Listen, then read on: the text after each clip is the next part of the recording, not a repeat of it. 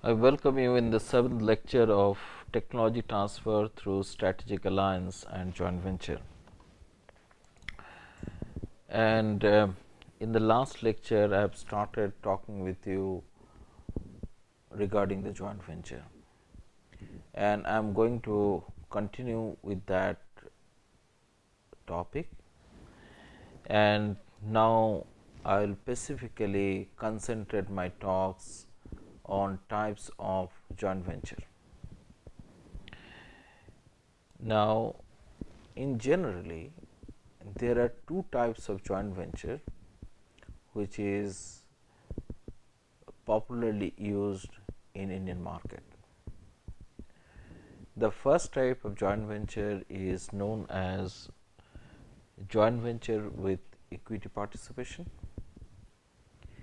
and the another type of the joint venture is known as without equity participation. So, let me explain these two concepts, what is the equity participation and what is the joint venture without equity participation. Now, in the last lecture I have said that one of the important criteria to understand that particular agreement led to the joint venture or not is there should be some kind of sharing of control and some kind of sharing of liability, and that is what Supreme Court held in a case which I have mentioned in my last lecture. So, when we are talking about equity participation, we basically talk about the control which both the partner will have into a joint venture entity or the business organization which it forms as a part of the joint venture. Now, when we are talking about the equity participation, we are not really confine ourselves in only the capital instrument, but it can be even kind of a hybrid instrument too, wherein you try to have a control over the management of the new entity which is coming out of the joint venture agreement. So, in case of equity participation, your partner not only bring the technology or the know-how, but at the same time they also make an investment into the new entity. Now, if you do have the control over the new entity through your investment, then you have a greater access over the market which you wanted to penetrate in a different territory.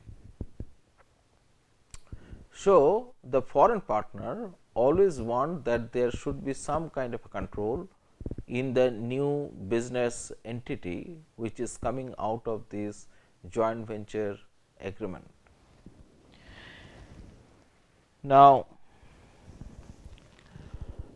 in joint venture with the equity participation, it can be it might require to have some kind of more clarity into this understanding, and we can divide this joint venture with the equity participation into a three broad heading. First one is formation formalities, second one is financing facility, and the third one is management control. Now, let me explain to you the formation formalities. Now, if you remember in the last lecture, I was talking with you joint venture option, and therein I said that the outcome of a joint venture agreement may lead to formation of association of person, may lead to formation of a partnership, and may lead to formation of the company. Now, whatever the form it takes, you need to have a formalities to be complied with. Like I have said, some of these business organization or the business form joint venture takes is governed by a particular organization law. Like if we talk about association of the person, many of the time you will find it governed by the Societies Act or the Cooperatives Act of a particular state as well as the federal laws. Now, if it is a partnership, then again it will be governed by the Partnership Act, and if it is a limited liability partnership, then it will be governed by Limited Liability Partnership Act. And if it is a company, then again it will be governed by the Companies Act. So, all these particular act basically provide some kind of a formality requirement. That means, before you incorporate any of these particular business form, you need to go through the series of steps which you need to comply, because the law mandate that. So, the formalities requirement is one of the important issue in case of the joint venture agreement relating to formation of an organization. The second issue is there might be some kind of a sectoral mandate, or maybe the business segment which you wanted to enter, there is a mandate by the regulator that if you want to incorporate a business, it should be of a specific form or specific business organization. Like sometimes the law prescribes that it should be only a company, and it should be only a private limited company or a public limited company. And furthermore, it also specifies that what should be the capital requirement for these particular companies. It might also specify that what kind of a human expertization requirement for that type of company. So, if you want to enter the business in that particular sector, in that particular segment, then in that case you need to comply that. Apart from that, you might require to take a permission from the environmental regulators. Whatever you are going to produce, that might affect the local environment, or it might potentially affect the local environment. And if that is so, then in that case you need to go for a regulatory permission from the environmental regulator of that particular place. And sometimes you will find this regulatory compliance requirement is more complex, or getting the permission is more complex based on type of industry you wanted to enter. The next one might be the permission which you need to take from the fair market regulator, popularly which we called it as a Competition Commission of India. Like if you are entering into a joint venture with the existing player in the market, and the moment you are entering into a joint venture, the concentration of the existing player in the market increases. And if that is so, then in that case you need to go back to this fair market regulator, and you need to seek the permission that can you enter into that particular market, because the fair market regulator will try to understand, are you going to polarize the market after this particular joint venture agreement. So, what I am trying to drawing your attention, that there is a multiple regulatory requirement which you might need to comply if you wanted to incorporate a formal business organization. So, formation formalities is one of the issues which you should be careful in while you are going for equity participation.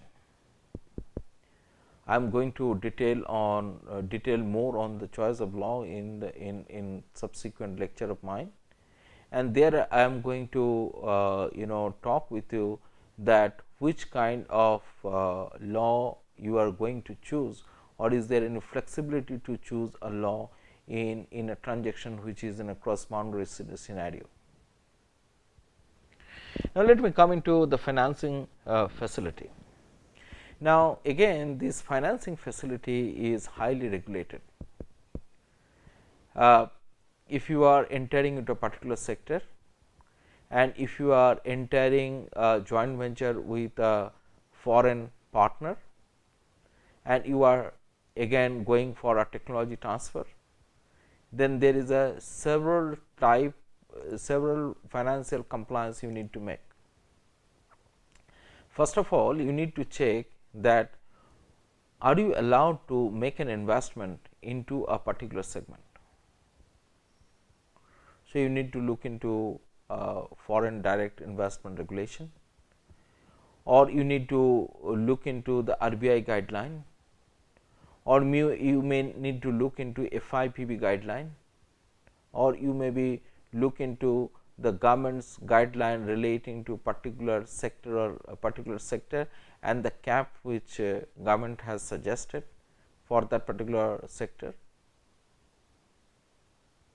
Second, you have to look into is there any restriction has been imposed by the capital market regulator for accessing a particular market. That means, if you wanted to bring kind of a FDI and then you want to list that particular company into a stock exchange, do the security market regulator prescribe any particular type of regulation which you need to comply? Now, sometimes even you will find a sectoral regulator which is operating in a particular area prescribe a type of finance which you can seek for from your foreign partner while you are doing the technology transfer.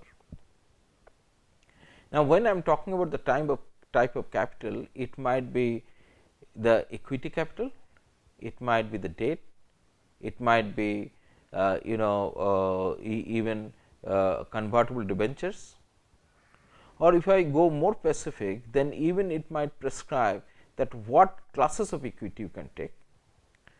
It can also prescribe that you can take only the shares which do not have a voting right. They can also prescribe that you can take a convertible debenture, but it should be of a particular duration. So, what I am trying to drawing your attention, even relating to financing facility, you might have a lot of restriction. Even it might also tell you that which are the financial institution you can access for raising the further capital for your business venture. Similarly, if you come into the next point, that is the management and control, many of the time even the sectoral regulator prescribe that what should be the management structure and what should be the control of your foreign partner. Like you might be aware of the fact that in the last aviation deal with JET and EHAD, JET has allowed to finance by EHAD up to 49%. So, actually EHAD is not given a ultimate control over this particular acquisition or the capital infusion. Though in true sense this was not a joint venture, because it was not created a new business organization, but in a loose term you can say it is a joint venture, because in case of the joint venture it is not always necessary that you have to have a new business organization. But when we are talking about equity participation, we are basically try to talk about some kind of a control over this particular organization itself.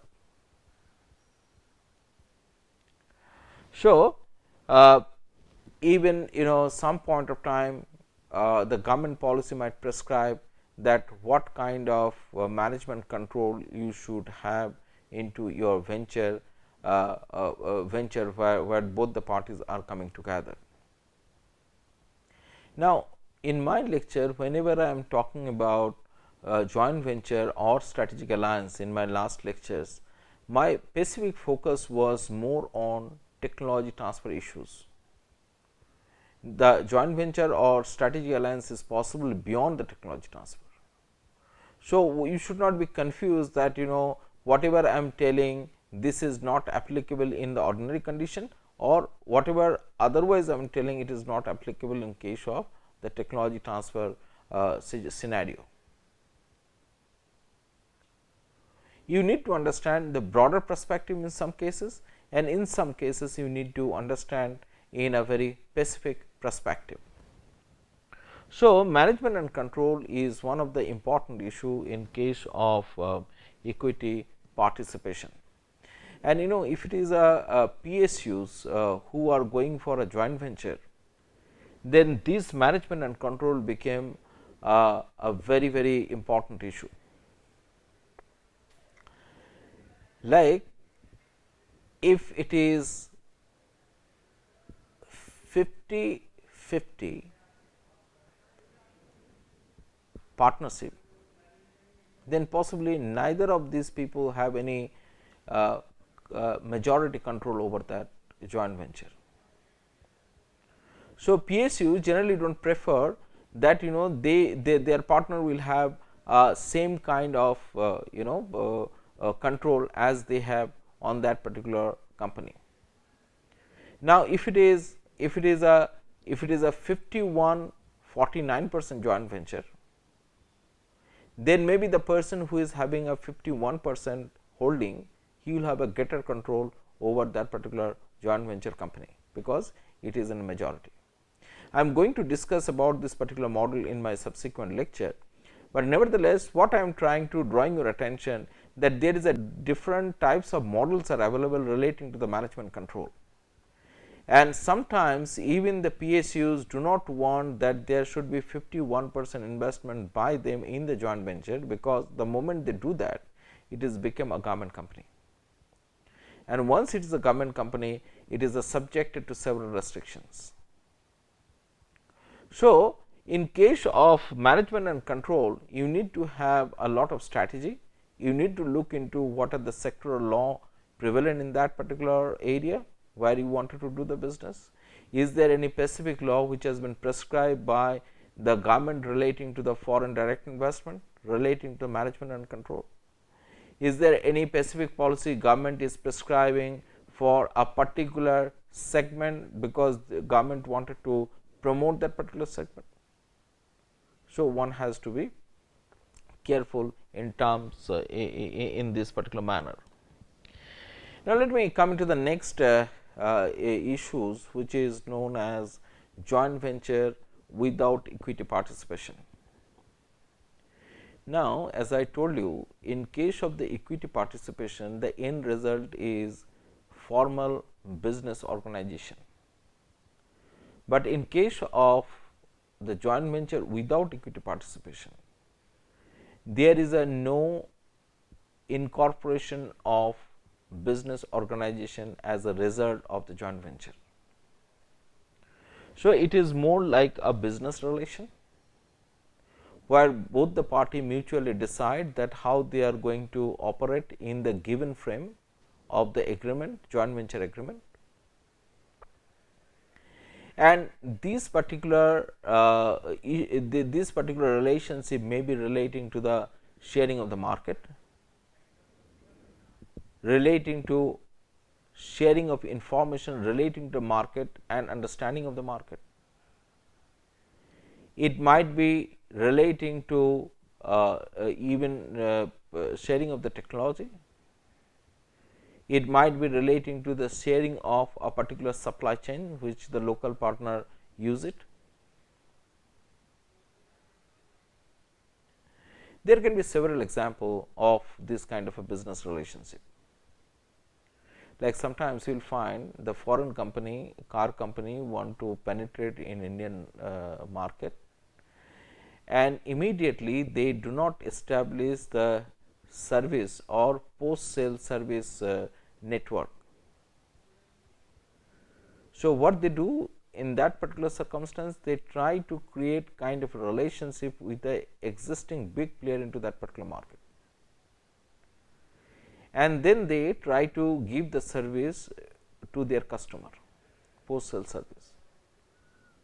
Good example might be the Fiat and Tata.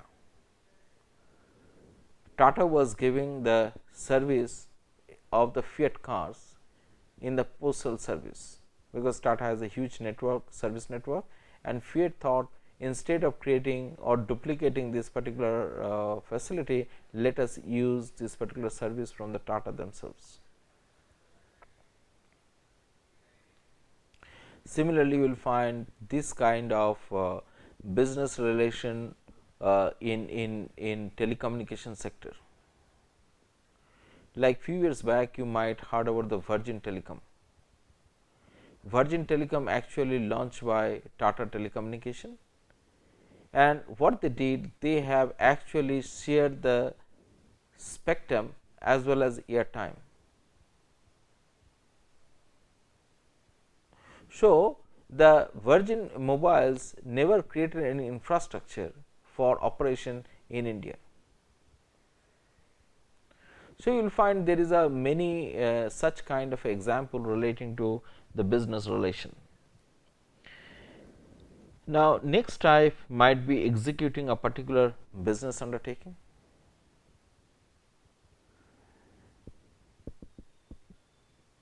It might show that you wanted to bring some kind of a product into a market and try to promote that particular product in a market, or try to customize that with the help of existing player into the market. And you will find there is a lot of example into the print media relating to that. Like you might heard about this magazine called Reader Digest. In India, Reader Digest started operating with a particular local group, which is very prominent into the print media and with the tablets,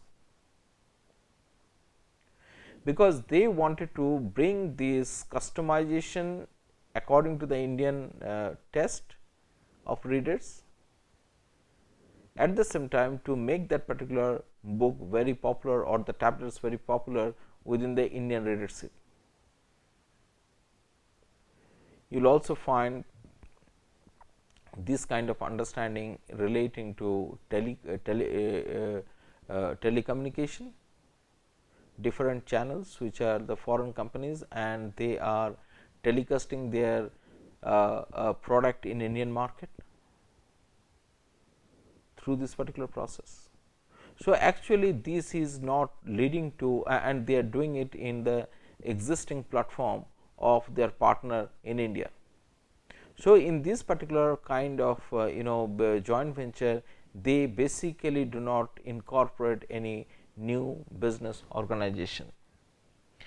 And lastly, there can be another way to do things. It is known as Interform cooperative agreement.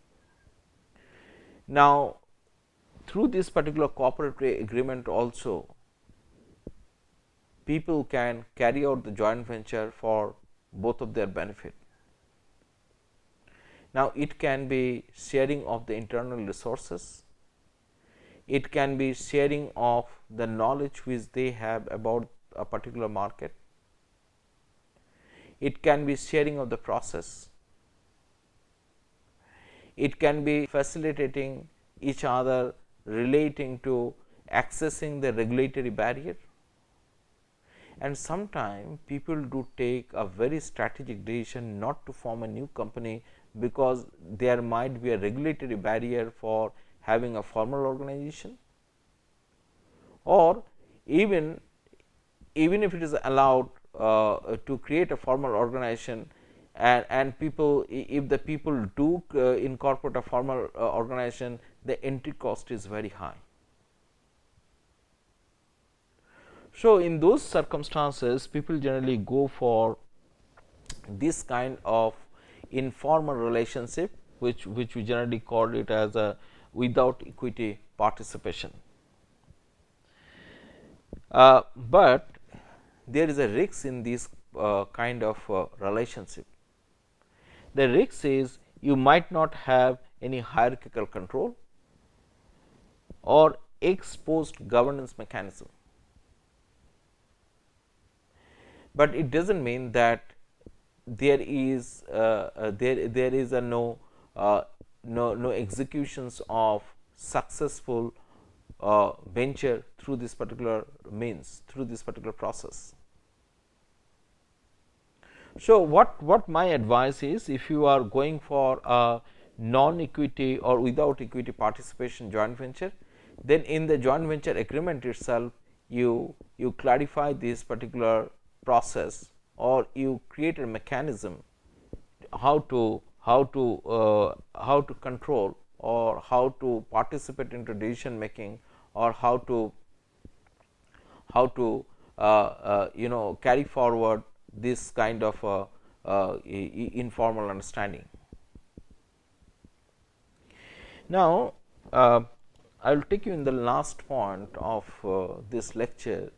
This is cross boundary joint venture, and again you will find we categorize this transnational or the international joint venture into two broad category. One is a inbound joint venture, another is a outbound joint venture. Now, when we said when we talk about the inbound joint venture, it basically a company who is coming in and enter into a joint venture in a domestic market. And when we are talking about the outbound joint venture, it means a domestic company going out in another market and entering into a joint venture. Now, process of inbound and outbound joint venture are almost same. You need to go through same kind of agreement structuring and arrangement. You need to do all the compliances which is required otherwise for the joint venture. But what further you need to give the attention is that what are the foreign policy relating to the investment. Is there any bilateral treaty relating to the business between this country where the inbound or outbound joint venture is happening, or is that country where you wanted to go, or the company which is want to come here are under the any international understanding. So, in addition to all joint venture compliances, you are required to understand these international regulations, international treaties, or understanding between the countries while you are going for this inbound or outbound joint venture. Thank you.